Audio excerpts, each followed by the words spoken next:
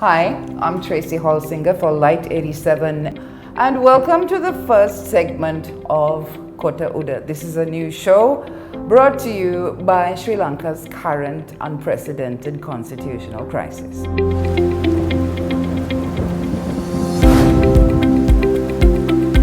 With me, I have Gehan Gunatilleke, who is a lawyer, who is a famed amateur actor once upon a time, but who is actually very relevant to some of the things I want to talk to you about today. And for those of you who don't speak Sinhala, Kota is kind of the English equivalent of being up shit creek without a paddle.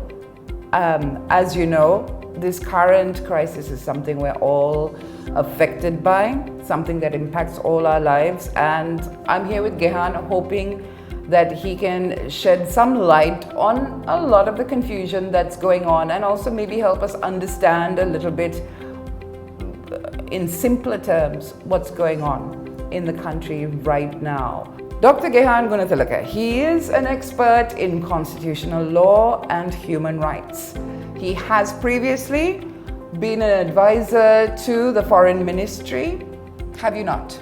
Tell me, what did you do during that time? I helped with international treaty compliance and also legislative drafting. Right. And you're also teaching here in Sri Lanka. You're teaching a postgraduate course at the University of Colombo on human rights and democratization. So that's what I'm really interested in, because at a time right now, I think we all need to understand a little bit more about democratization. What does it mean? And how can we as lay people kind of relate to what's going on and sort of find our heads a little bit in what is going on here? Because every day we've got something insane coming up. Here's an example of today's papers. Now, in today's papers, we have the president of Sri Lanka still refusing to step down. We have the opposition and also independent MPs who have moved away from the ruling party. Everyone is just sitting around and watching. In the meantime, those independent MPs have said they're not going to back a no confidence motion. And they're also proposing a 21st amendment. So there's a lot of stuff going on. All right, so I want to start with Gehan, what have you, since all this erupted, we're entering week 3 now, what have you been personally involved in during this time? So I've been just looking at the situation and offering sort of insights like I'm doing right now. I was involved in a little bit of litigation before the Supreme Court last week, where we challenged those measures that were taken last weekend. If you recall, there was an emergency declaration, there was curfew, and then there was a horrendous social media ban that took place. Some call it a ban, some call it a sort of restriction on access. So we went to Supreme Court and complained that our fundamental rights were violated, not just the petitioners, but everyone's rights were violated. And we got a positive response from court. Court granted leave to proceed. So that's some of the stuff that I've been involved in. Okay, so does this mean now that we won't have any more sort of emergencies being put in place? No, that doesn't mean that. It just means that court will scrutinize the measures that were taken last week. But that doesn't really stop the president from exercising these extraordinary powers in the future. Hopefully he'll think twice before abusing laws for, political interests. But he still has a lot of power, and he can exercise it if circumstances arise in which he thinks it's in his best interest to do so. I think it's important to just bear in mind that the president still exercises enormous power in this context. Yes, he does. And that's something to talk about, right? That is something to talk about. So now, his party has lost a 2/3 majority. Well, his party never really had a two-thirds majority to begin with. They had about 145 MPs. Right. Two-thirds is about 150. Okay. There were other MPs in parliament that were voting alongside the SLPP whenever they needed two-thirds majority. Right. Like, for example, when the 20th Amendment was Yes. enacted back in 2020. But what the reports are suggesting, and I'm saying this cautiously because there's a lot of performance going on as well. There right? is. I mean, it's one big drama. Yeah, there's a lot of theatrics, sort of role plays. These are politicians. Yes. And I think it's really important to remember that politicians act first in their interest, second perhaps in their party interest, and if we're lucky, in the public interest. Right. So what would politicians do in this context? They would see how best to leverage a situation, how best to survive a situation, and we have which is why we get headlines like this. Yeah. Right, everyone grandstanding, posturing, and there'll be a lot of horse trading. And I think this group from within the ruling coalition who now claim to be independent, they may claim to be independent, but it is a matter of time where we find out as to whether they're truly willing to put their money where their mouth is. Yeah. Okay, so, here's a question. Yeah. We are a fledgling democracy, as in, we've only had it for like 74 years, right? In that time, and these are just my words, not a reflection of, who works here or anything, but in that time, we have sort of become a kleptocracy, right? Which is basically a government that enriches themselves by taking the land and the wealth of the people they're supposed to be working for, chiefly through embezzlement, misappropriation of funds, hiding things away. Am I wrong in saying that? I think you're right in characterizing politics in general being driven by self-interest. And that self-interest could be money, for certain, but also just power and the ability to control people. I wouldn't say that everyone in politics is in it for the money. There are definitely those who are not. Yes. And we have had little, pockets of success or something to be optimistic about in our 74 years. Right? Having said that, there is this very clear exasperation on the part of all those who are protesting, saying enough is enough, not just in terms of the personality of the president, but in terms of politics in general. Yes, absolutely. And the corruption and the exploitation and the lies and the deceit, all of that people are fed up with. But people have been fed up with this for a long time, right? Why is it? Now, here's why I'm asking whether it's because we're a young democracy and we're kind of, I don't know, feeling our way or something. In 2018, again, we had a constitutional crisis. We have another one now, and in both instances, people are saying, oh, this is unprecedented, that things like this are happening.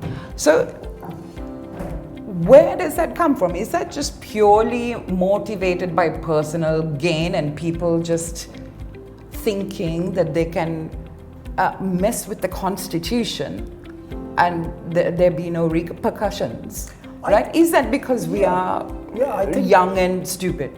Well, not young and stupid. I think indifferent, a lot of apathy and inertia has been around for a long time. So politicians would assume that they can get away with a lot. And they have. They have. Right? Across the board, politicians have got away with a lot of corruption. And there is this sort of honor code amongst thieves, if I put it that way, right? Where politicians don't seem to be serious about holding each other to account. That's one thing. But this time it's different because it's also economic. And as much as politicians act with self-interest, so does the public, right? So do citizens. And I think this time everyone is on the street because everyone is actually affected. And that's why this is unprecedented in that sense, that we really have mass protests because people are actually affected and they're willing to speak up for themselves because their interests are affected by this. So in a way, it is unprecedented in terms of the scale of these protests and these demonstrations. And I think the politicians have no choice now but to respond in some way, because the scale is just too broad, just too large. Right. And so that's what I'm going to move on to next, is like, what is happening right now? In lay terms, what is happening right now? Where are we? Okay, so let's look at some scenarios, right? First scenario is that the president heeds the call of the public and steps down. Why do I say that? I mean, that is very clearly one of the messages that protesters want leaders to hear. It's the main message, It's the main message, right? I mean, it's the hashtag, it's the slogan everyone is, Did you see this morning, Galface Green has been tagged, Kota Go Home Village? Yeah. So it's great really humor. Keep it up. Yeah. I must say that the mixture of humor and outrage is really interesting. Right?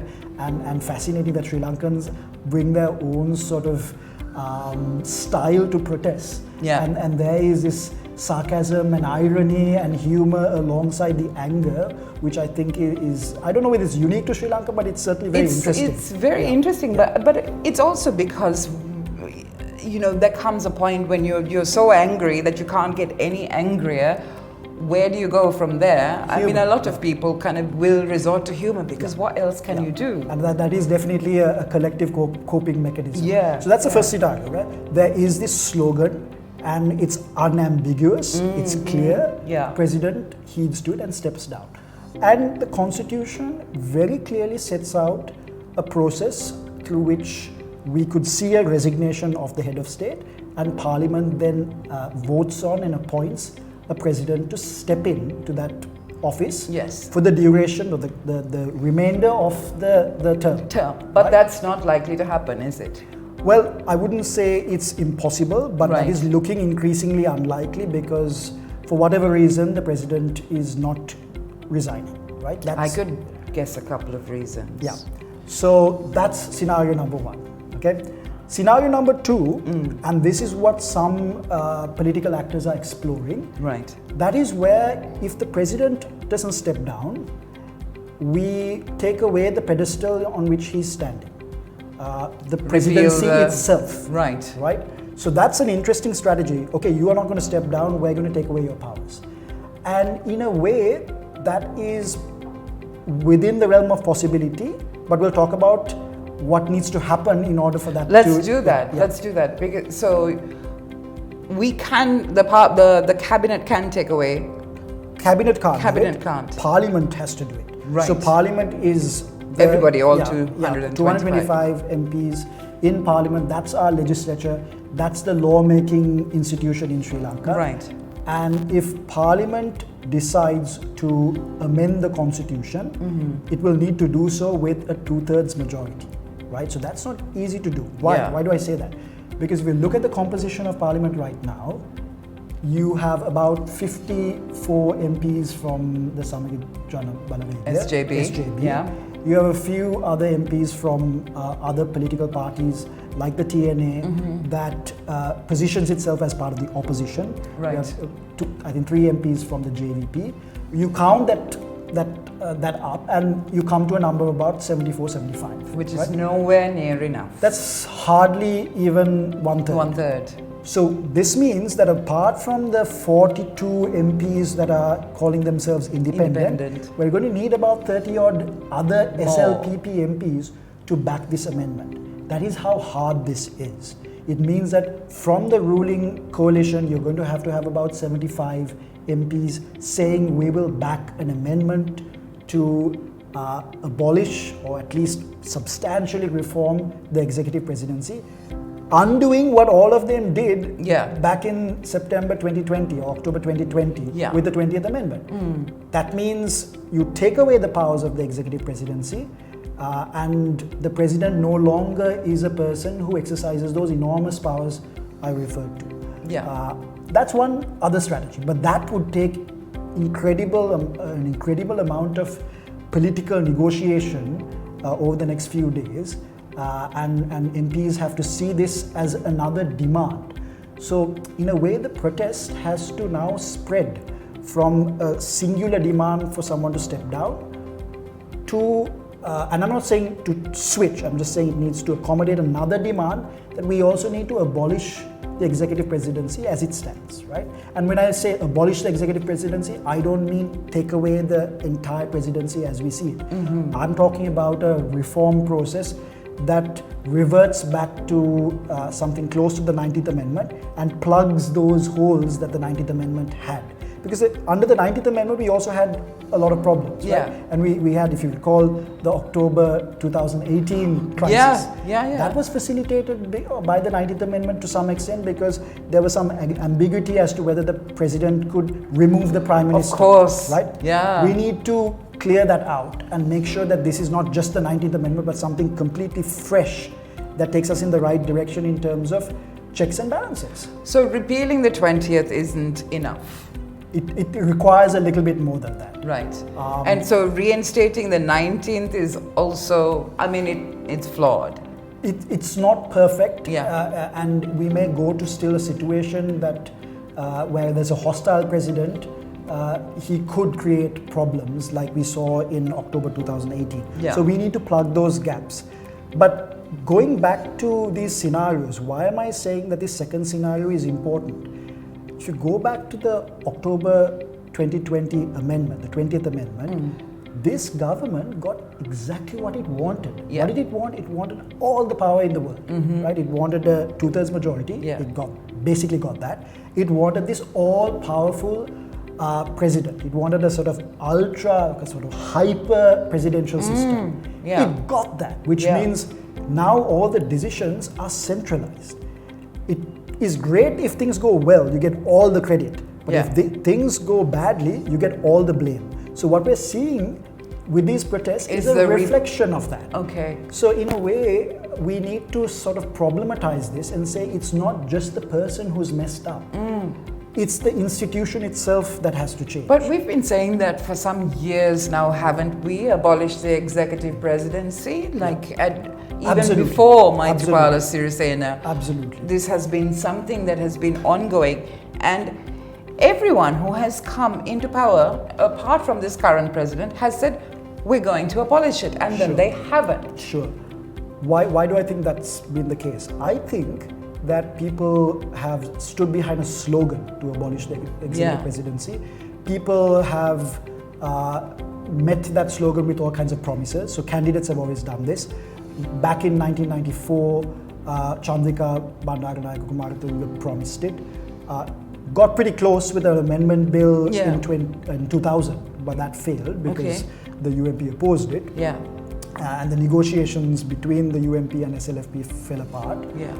Then you had even Mahinda Rajapaksa. That's what I mean. Then you had Sirisena promising. But Gotabaya didn't promise it. Absolutely. Gotabaya Rajapaksa actually promised strengthen the executive presidency, and he got a mandate to do that. So I don't know whether the public has been serious about this abolition movement, because it really hasn't held presidents to account when they didn't deliver. But this time it might be different. Because this time we can actually associate this kind of pain, economic pain, with the concentration of power. I have a feeling that the public appetite this time around might be much more serious than before. Of course, that window might close. That's what it feels right. Right? It feels like this very small window, the light is very delicate, and where could we possibly go from here? So this is scenario number 3. That's a worst case scenario, right? That scenario is where no one budges, and negotiations between the opposition and these government MPs that are positioning themselves as independent fall apart. No amendment goes through, and we're sort of stuck in this situation in which the politicians outlast the protesters. That's also a possibility. I mean, you can have stamina. You need to have enormous stamina to keep going. And if we get a little lucky with supplies, electricity comes back. Yes, there's a diesel now just off the port. So people it's might raining. just be tired. Yeah. And then that third scenario is where we just hobble along like this for the next 2.5 years. Yeah. Nothing much changes, and come elections, people might have even forgotten this movement. Do you really think so? I think that's a worst case scenario. That's a worst case so scenario. I hope we at least end with scenario number 2. But Yeah. that third scenario, we can't take it for granted that this is all going to lead to some positive outcome. I think we need to pivot in some way to broader messaging about the institution of the presidency in order to ensure that we don't end up with 3. So what I'm trying to say is we can't put all our eggs in scenario number 1 as a basket. Yeah. We need to have some eggs in scenario number 2 and push politicians to actually deliver on that. And that means not just pushing the opposition. Remember, the opposition has, they don't have enough numbers. Yeah. It means demanding that the SLPP and a substantial number of those MPs back an amendment bill. Yeah. And that demand is a tougher demand to make and a much more nuanced demand to make than Kota go home. Yes, right? And that demand involves SLPP voters putting pressure on the people they brought into power. Yes. Absolutely, you're 100% right. This cannot be just done by those who oppose the SLPP. This is where this national movement, which is organic and which spreads across the spectrum in terms of politics. They have to also demand that reform is delivered, at least as an alternative to the president stepping down. And let me say one more thing. I think it's important for us not to demand too much also. I don't think we can afford a transition in government right now. Really? I don't think it's time for an election right now. Because an election is going to be expensive. We can't afford it. We can't afford it. We can't afford paper We can't for afford exams, anything. Right? We can't afford paper for exams, so let alone medical supplies for our babies. So that's further instability, and the whole negotiation that's taking place with the IMF, eventually with creditors, will benefit from stability. And I think this government, in some incarnation, has to be in charge of delivering this solution. And that's not easy to say, but I think it is a bitter pill that we must swallow. Which means that opposition has to support that reform process, economic reform process, I mean, from the position of being an opposition, rather than suddenly becoming, the people that hold this terrible burden, right? Okay. Because who's in charge of this burden, because it's going to be a big burden, it's going to be painful over the next 2-3 years, even longer. Whoever's in charge of that will be the face of some very tough decisions. Yes. They're not going to survive politically very easily. It's going to be, that's why, no one's stepping in, right? Exactly. And even Ali Sabri is trying to resign, but they won't let him. Frankly, I'm very happy that he's back in the saddle as finance minister. You need some people with competence. I know what I'm saying here. It's not going to be particularly popular. I ain't saying nothing. Yeah. I'm just... Yeah, but I do think that some sensible minds from within government. Do you think he's a sensible chap? I do think so. I think he's sensible. I think he's competent and he's sensible. And we do need a few of those people in cabinet. We do. Delivering on the solution. The whole problem is we don't. Yes. And just to reiterate the point, I'm saying so because this government concentrated all the power in the world for itself. Yes. Made these decisions and shouldn't be allowed to wash its hands of the solution. All right, so accountability, there's absolutely no way to achieve accountability unless this president and this government see it through. I meant government, not president. President needs to step down. So I'm very clear that this is the government in some incarnation, but I still feel that the president stepping down is an absolutely important measure to actually meet the demands of the people. We have to take this protest seriously. Right? So just ignoring mass demands for resignation is just not democratic. But he's doing that. He is ignoring it. Yeah, which is why we at least need scenario 2. Yeah. Which is where you take away the presidential powers. At least that. Right. But when I say government, I mean people in this government and not necessarily the president and the prime minister taking the lead. I think the people will not accept that. Yeah, they won't. Now, I want to show you this cartoon.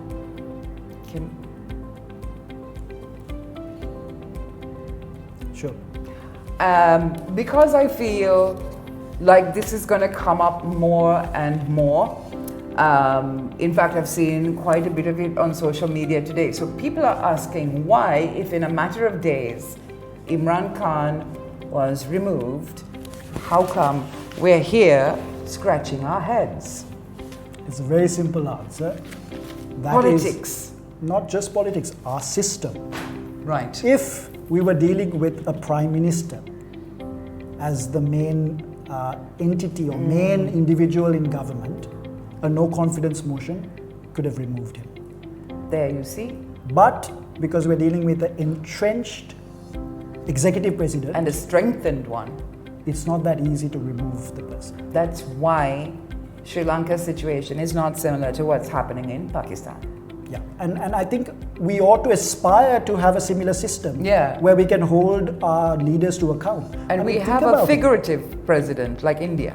Yeah, I mean, you can have a president with some powers that act as a check on the prime minister and cabinet and the legislature. That's important. Right. So I think you need to have that. So I would not advocate for a total abolition of the very role of a president. Right. Particularly on matters of national security, on even economics, there should be some role for an individual to hold the rest of cabinet and the legislative parliament to account. That's what checks and balances are all about. Yeah. So you don't want a hyper powerful parliament and a hyper powerful prime minister to replace the president who's all powerful right now. That will just be another version of the same problem. But in Imran Khan's case, he was removed so easily because he lost confidence in Parliament and Parliament was able to remove him. Yeah. That's the same in lots of contexts, right?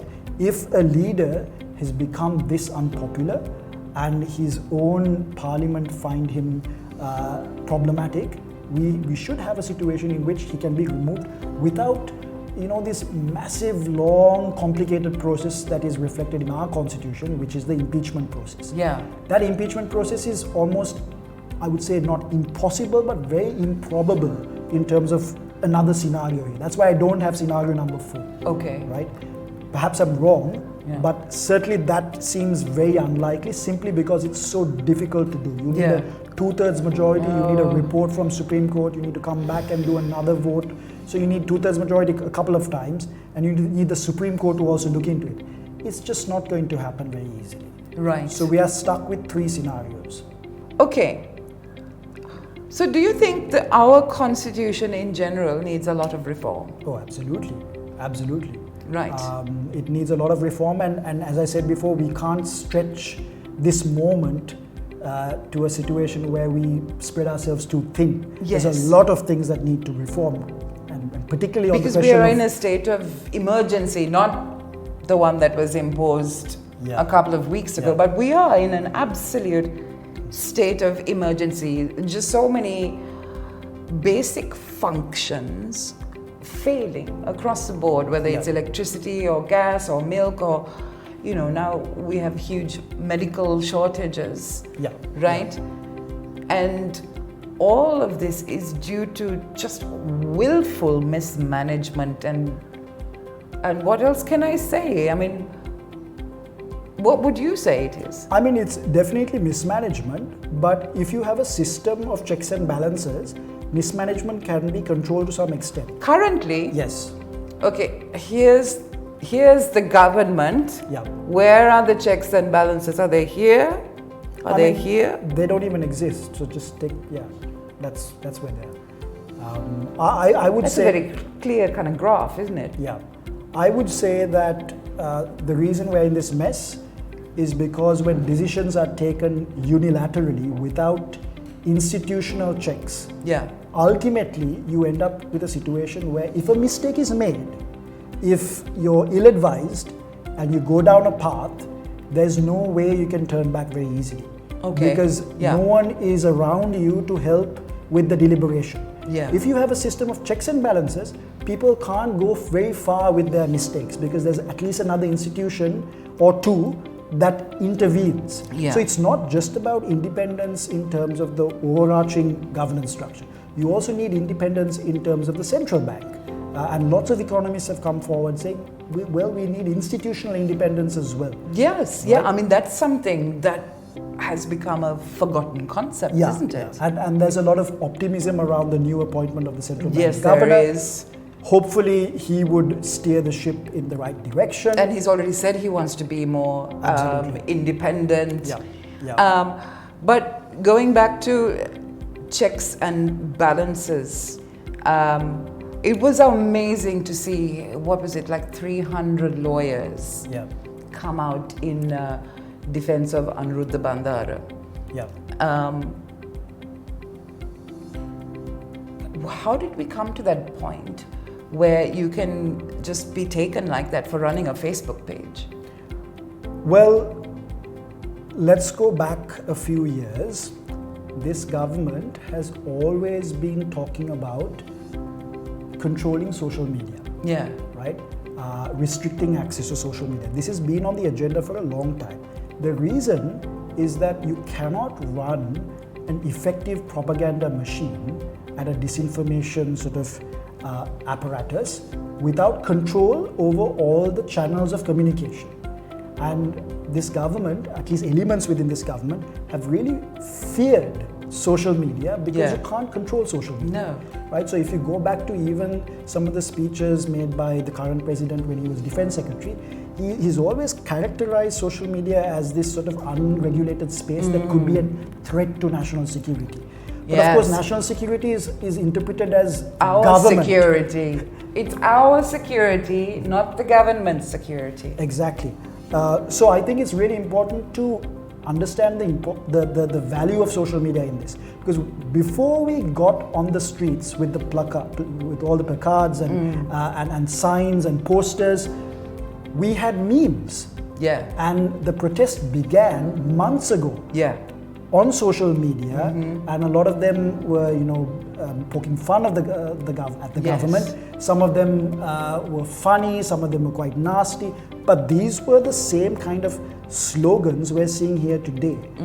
And social media is where it all started. Okay. So naturally, when this connection is made, a government will go after those they see as organizers of this. And that's what happened that day. Right. And that's what happened on Sunday when social media was restricted, platforms were restricted, because they saw that as a crucial platform in which expression, organizing, information is gathered, all of that happens. And they blocked it. Yeah. And they blocked it, in my view, completely unconstitutionally. Yes. Then you also had a very interesting incident taking place a couple of days ago where people were complaining that their data connectivity was quite bad in and around the protest site at Goldface. There was a picture that someone posted of a jamming device. That's right. Yeah. So why are they doing that? Yeah. Again, they see connectivity as a threat. Right. So they want to disrupt connectivity because this is also about losing control of the narrative. Yeah. And whatever they've tried so far, whether it's a narrative about extremists being behind this, whether it's a narrative about the JVP organizing all the protests, whether it's a narrative about the fact that people don't really want leaders to step down, they just want reforms. Yes, None of it has stuck. Why? Because the narrative is raw and we're able to really receive it directly via social media. You can't make up images, you can't make up videos very easily. So that's been one of the reasons that this movement has gone on for so long and has been largely powerful and successful. It's because of social media's sort of architecture.